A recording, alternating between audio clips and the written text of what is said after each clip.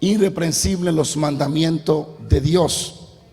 Quiere decir que eran personas que andaban santamente ante Dios, justamente ante Dios, y guardaban los mandamientos de Dios. Lo sorprendente es que a pesar de ser persona justa e irreprensible, aún así su esposa Elizabeth era estéril. No concebía, no salía embarazada, no podía tener hijos. Era estéril y ya eran avanzados de edad. La historia sigue hablando de que por suerte le tocó a Zacarías ofrecerle el incensario en el lugar santo, en el lugar santo, en el lugar santísimo. Y comienza a contar la historia que cuando él está moviendo el incensario como sacerdote, dice que se le presenta un varón resplandeciente, el cual era Gabriel, y comienzan a hablar y a tener una conversación. Ahora, hay algo sorprendente, es que según los estudios que se hacen entre Malaquías y Mateo, existieron un espacio de 400 años. Se cree que hubo 400 años de silencio entre el hombre y Dios, donde se cree que durante 400 años no se escuchaba la voz de Dios y no se manifestaba Dios de forma tangible como lo hacía en la antigüedad. Sigo paro. 400 años de silencio donde Dios no hablaba o donde alguien no escuchaba a Dios. Así que la primera vez que se rompe ese silencio es con Zacarías, o una de las primeras veces. Cuando el ángel Gabriel habla, se rompe el silencio que había entre Dios y el hombre. Ahora, ¿por qué ocurre este espacio de silencio de Dios con el hombre? No fue la última vez que ocurrió, ni la primera vez.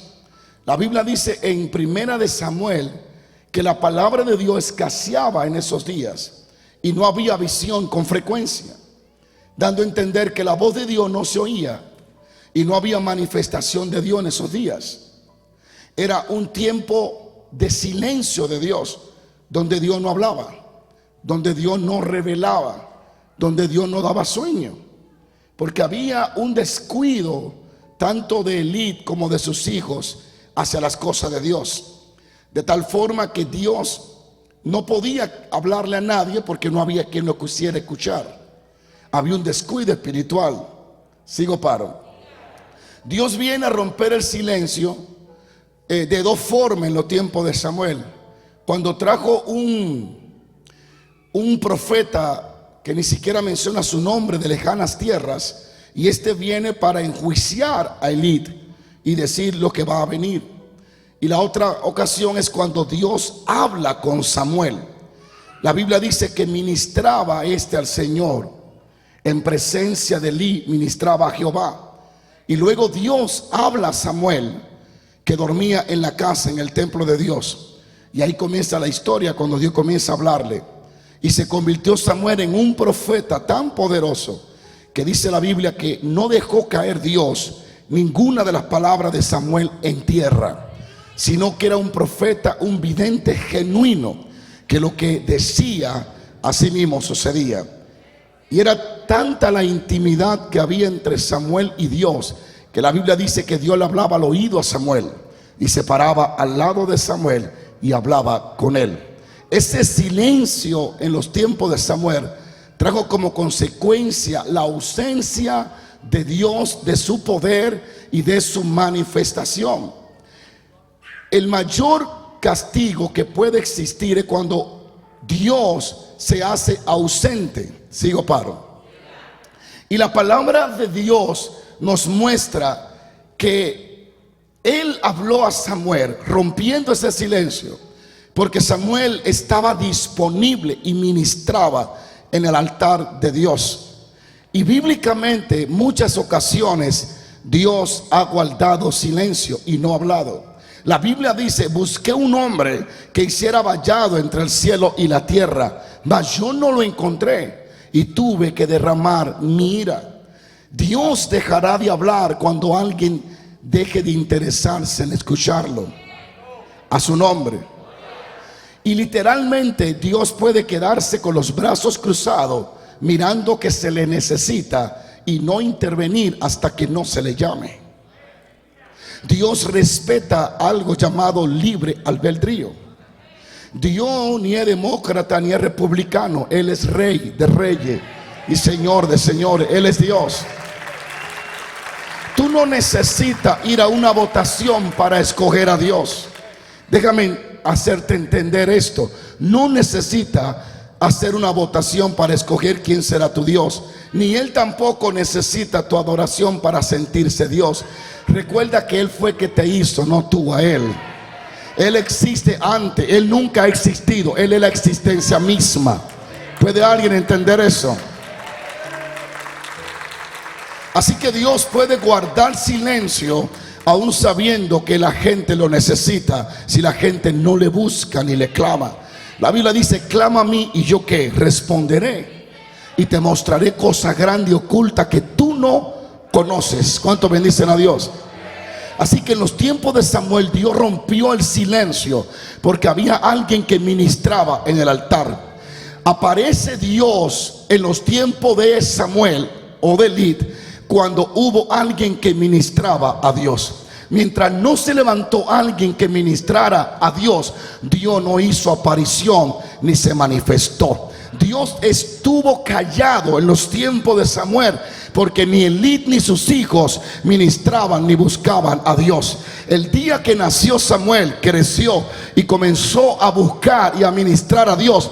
En esos días Dios se apareció y comenzó a hablar. Y una nueva temporada de milagros, de señales, de prodigios y de manifestaciones comenzaron. No porque solamente Dios quiso, sino porque se levantó alguien que quiso ver y oír la voz audible del Dios Todopoderoso. Lo que va a marcar las generaciones no es solamente si Dios quiere. Él siempre quiso, Él siempre quiere y Él siempre querrá. Lo que va a marcar la diferencia no es cuando Dios quiere, es cuando alguien se levanta a buscarle, a invocarlo y a llamarlo. Es ahí donde Él se presenta, porque Él mismo estableció: y seré encontrado de lo que temprano me buscaren, y yo honraré a lo que me honra. La generación que calla a Dios inconscientemente, pero la generación que clama al cielo hará que la voz de Dios vuelva a escucharse. Es por eso que alguien que nunca cayó recibió el milagro que deseó. Aleluya. Bartimeo dice: ten misericordia de mí. Si se queda callado, pasa de apercibido en la multitud. Pero él gritó, él gritó, él gritó hasta que Dios lo escuchó. Alguien tiene que alabar a Dios. Sigo paro. Tienes que exaltar a Dios, porque Él es bueno y para siempre es su misericordia. Alguien diga amén. Daniel 9, versículo 3, como hemos estado hablando sobre esto, dice: y volví mi rostro a Dios, buscándole en ayuno y en oración. Daniel había visto ángeles, pero nunca había visto a Gabriel. Daniel había visto el sueño de Nabucodonosor, había visto la bestia, había visto la piedra que rompía la estatua. Daniel había tenido experiencia. Daniel escuchó que Sadrach, Mesach y Abednego fueron visitado por un ser, pero él no lo vio. Daniel vio al ángel que le cerró la boca a los leones, pero él nunca había visto a Gabriel. Mas el día, y no solo a Gabriel, sino que con Gabriel vino uno semejante al Hijo del Hombre, el cual era el Dios mismo. Alabado sea Dios, a Cristo de la gloria. Daniel nunca tuvo una experiencia más allá del don que tenía hasta que no volvió su rostro a Dios. El día que volvió su rostro a Dios y le buscó en oración, y le buscó en silicio, y le buscó en humillación, y le buscó en ayuno, ese día descendió Gabriel, y textualmente el ángel le dice: tus palabras abrieron los cielos, tus palabras me trajeron aquí, tu clamor hizo que Dios actuara.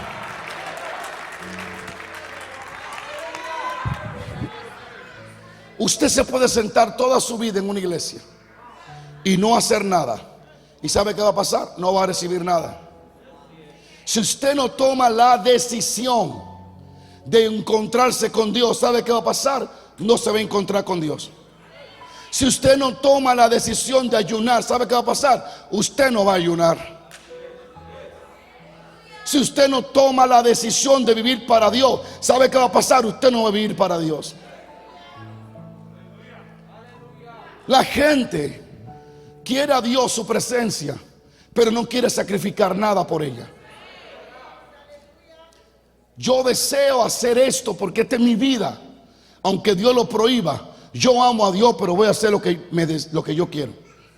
Esa persona nunca va a disfrutar de la presencia de Dios mientras viva complaciendo sus deseos carnales. Alguien tiene que alabar a Dios. El silencio se rompió porque uno tenía oído para escuchar a Dios. Es por eso que en la parábola del pastor que el león le lleva a la oveja, la esperanza está en que le quedó la oreja a la oveja. Se comió todo menos la oreja. Porque si tú puedes escuchar a Dios, puedes recuperar todo lo perdido y aún más de lo que has perdido. Y yo estoy aquí en esta noche para invitar a alguien a que se despierte a sí mismo. Anímese a sí mismo. Tome la decisión de romper ese silencio.